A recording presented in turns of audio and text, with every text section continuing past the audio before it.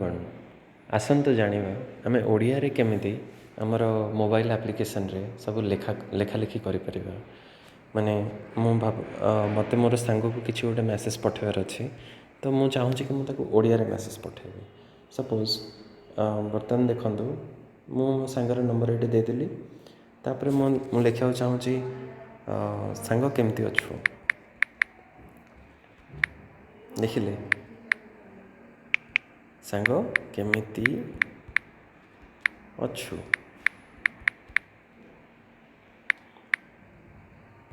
Okay, ବର୍ତ୍ତମାନ ଏଇ ଯେଉଁ ଲେଖା ମୁଁ ବର୍ତ୍ତମାନ ଓଡ଼ିଆରେ ଲେଖିପାରିଲି, ବହୁତ ଇଜିଲି ଲେଖିପାରିଲି।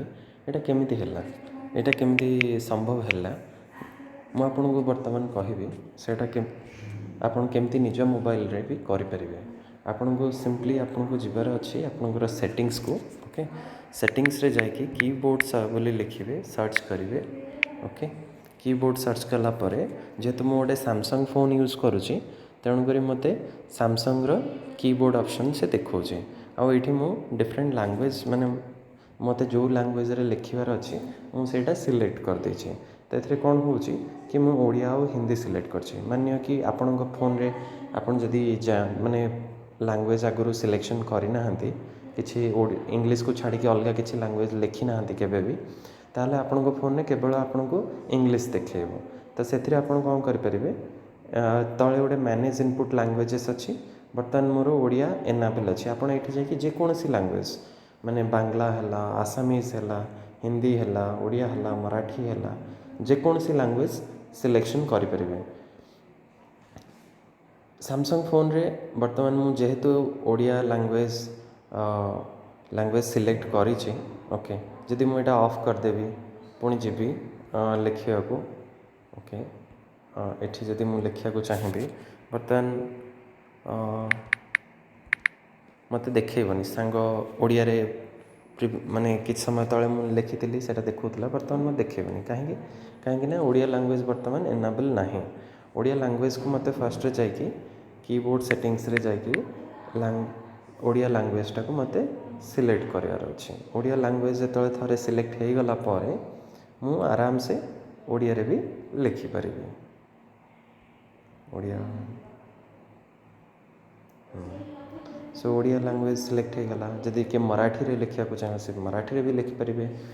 ତ ମୋର ବର୍ତ୍ତମାନ ଏଇ ଛୋଟ ଭିଡ଼ିଓର ପର୍ପସ୍ ଥିଲା କି ଆମେ ଓଡ଼ିଆରେ କେମିତି ଲେଖିବା ଗୋଟେ ସାମସଙ୍ଗ୍ ଫୋନ୍ରେ କିମ୍ବା ଯେକୌଣସି ଫୋନ୍ରେ। ଆକ୍ଚୁଆଲି ଆପଣ ଯେଉଁ ବି ଫୋନ୍ ୟୁଜ୍ କରନ୍ତୁ, ସବୁଥିରେ ଆଜିକାଲି ସେ କିବୋର୍ଡ଼ ଅପସନ୍ ଅଛି।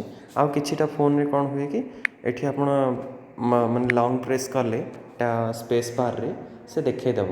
ମାନେ ଆପଣଙ୍କର ବର୍ତ୍ତମାନ ସପୋଜ୍ ଗୁଗୁଲ୍ କିବୋର୍ଡ଼ ଆପଣ ୟୁଜ୍ କରୁଛନ୍ତି, ତ ଗୁଗୁଲ୍ କିବୋର୍ଡ଼ରେ ସେ ଲାଙ୍ଗୁଏଜ୍ ଅପସନ୍ସ ବି ଆପଣ ସିଲେକ୍ଟ କରିପାରିବେ।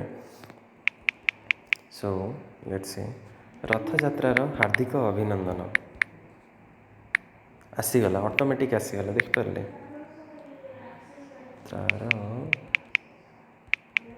ମାନେ ଏଥିରେ କ'ଣ ହେଉଛି, ଆମେ ଆକ୍ଚୁଆଲି ଲେଖୁଛେ ଇଂଲିଶରେ, କିନ୍ତୁ ସେ ତାକୁ ବହୁତ ସହଜରେ ଓଡ଼ିଆରେ କନଭର୍ଟ କରିଦେଉଛି। ବୁଝିପାରିଲେ। ମୁଁ ବର୍ତ୍ତମାନ ଅଭିନନ୍ଦନ ଲେଖିବାକୁ ବି ପଡ଼ିଲାଣି, ସେ ଜାଣିଦେଲା କି ନେକ୍ସଟ ୱାର୍ଡ଼ଟା ଅଭିନନ୍ଦନ ହେବ। ଓକେ, ସେମିତି ଯଦି ମୋତେ ହିନ୍ଦୀରେ ଲେଖିବାର ଅଛି, ତାହେଲେ ମୁଁ କେମିତି ଲେଖିବି, କ'ଣ ଲେଖିବା, ଭାବନ୍ତୁ କି ଲେଖିବା आप कैसे हो।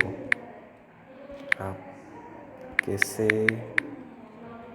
हो ହିନ୍ଦୀରେ ହେଇଗଲା।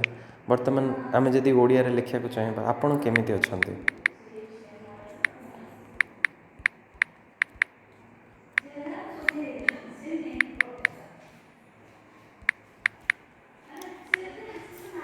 ଠିକ୍ ଅଛି।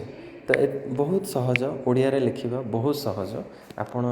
ଆପଣ ସାଙ୍ଗମାନଙ୍କ ସହିତ ଓଡ଼ିଆରେ ଯେକୌଣସି ଆପ୍ଲିକେସନ୍ରେ, ହ୍ୱାଟ୍ସଆପ୍ ହେଉ, ଟେଲିଗ୍ରାମ ହେଉ, ଫେସବୁକ୍ ହେଉ, ଯେକୌଣସି ଆପ୍ଲିକେସନ୍ରେ ଆପଣ ବହୁତ ସହଜରେ ଓଡ଼ିଆରେ ଲେଖିପାରିବେ।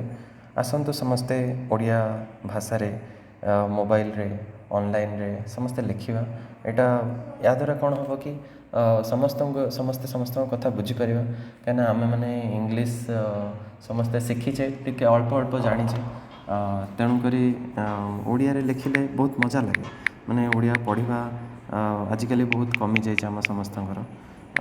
ଆଉ ଓଡ଼ିଆରେ ଲେଖାଲେଖି ବି ଆମର ବନ୍ଦ ହେଇଯାଇଛି। ତ ଆମକୁ ଗୋଟେ ବର୍ତ୍ତମାନ ଟେକ୍ନୋଲୋଜି ଆମକୁ ଗୋଟେ ବର୍ତ୍ତମାନ ଉପାୟ ଦେଇଛି କି ଆମେ ଓଡ଼ିଆରେ ଲେଖିପାରିବା, ଯାହାଦ୍ୱାରା ଆମେ ଅନ୍ୟମାନଙ୍କ ସହିତ ଭଲରେ କଥାବାର୍ତ୍ତା ହେଇପାରିବା। ସେତିକି ହିଁ କହିବି। ଜୟ ଜଗନ୍ନାଥ, ଧନ୍ୟବାଦ ଭିଡ଼ିଓ ଦେଖିବା ପାଇଁ। ଜୟ ଜଗନ୍ନାଥ, ହରି ବୋଲ।